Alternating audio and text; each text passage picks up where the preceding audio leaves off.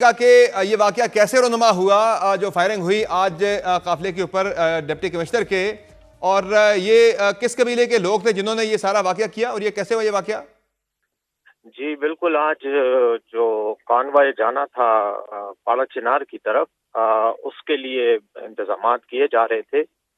تو یہ بگن کا علاقہ ہے، وہاں پر ڈپٹی کمشنر صاحب جاوید اللہ محسود اور ان کے ساتھ باقی اہلکار بھی موجود تھے گاڑی میں، تو ان کی گاڑی پر فائرنگ کی گئی ہے، اس میں وہ بھی زخمی ہوئے ہیں اور ساتھ میں 3 سیکیورٹی کے ان کے سٹاف کے بندے بھی زخمی ہوئے ہیں۔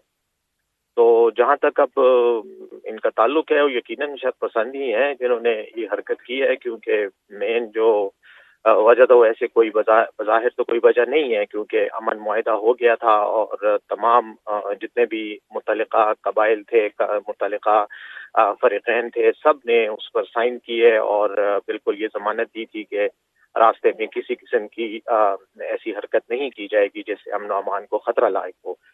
تو بہرحال پھر بھی ڈپٹی کمشنر صاحب پاڑا چنار کی طرف سے آ رہے تھے اور ہم کوہاٹ کی طرف سے آگے جا رہے تھے۔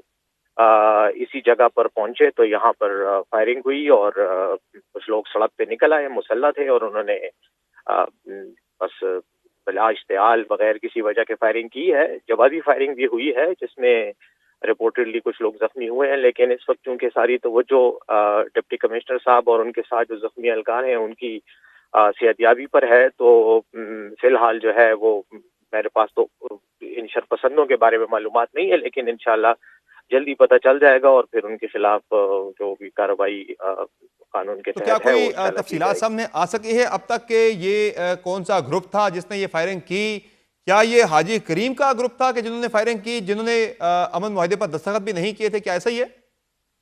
دیکھیں، یہ بگن کا علاقہ ہے جو اہل سنت کا علاقہ ہے، میجورٹی یہاں پر وہ لوگ ہیں، اور ادھر جو ہے حاجی کریم یہیں کے رہنے والے ہیں۔ معاہدے پر دستخط نہ کرنا تو خیر میرے خیال میں کوئی ایسی کوئی بڑی وجہ نہیں ہے۔ ابھی ہم کسی کے بارے میں کوئی حتمی طور پر بات نہیں کر سکتے کہ کون اس میں ملوث ہے اور کیوں ملوث ہے، کیونکہ کسی کے دستخط نہ کرنے سے بھی معاہدے کی سینکٹیٹی تو ختم نہیں ہوتی، کیونکہ 45 ارکان نے دستخط کیے ہوئے ہیں، تو وہ تمام قبائل کے نمائندے لوگ تھے اور دونوں طرف سے ہوئے ہیں، اہل تشیع کی طرف سے بھی اور اہل سنت کی طرف سے بھی۔ تو پھر اگر کسی شخص کے دستخط نہیں ہے اور ناراضگی میں یقیناً اس حد تک تو کسی کو بھی جانے کی اجازت نہیں ہے۔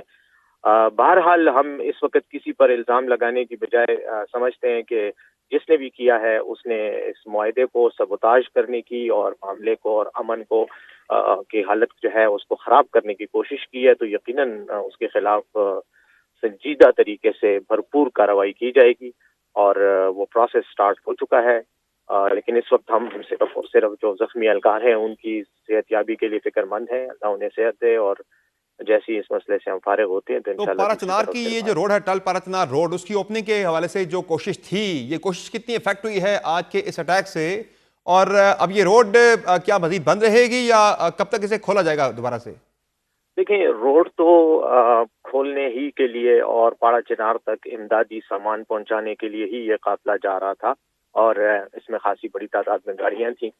اب جو واقعہ آج ہوا ہے اس نے ایک سیٹ بیک تو دیا ہے، لیکن جیسے ہی ہم اب اپنا جو کارروائی ہے وہ مکمل کریں گے اور سیکیورٹی کلیئرنس مل جائے گی سیکیورٹی اداروں کی طرف سے، وہ لگے ہوئے ہیں، یہ کام کر رہے ہیں، وہ جیسی سیکیورٹی کلیئرنس دیں گے تو پھر انشاءاللہ دوبارہ کانوائے کو موو ہدف کیا کیا ہے جائے آپ گا۔ کا؟ اگلے ہفتے کے اندر اندر، یعنی 7 دن کے اندر اندر یہ سڑک کھول کر کارواں دوبارہ سے چل پڑے گا آگے کی طرف؟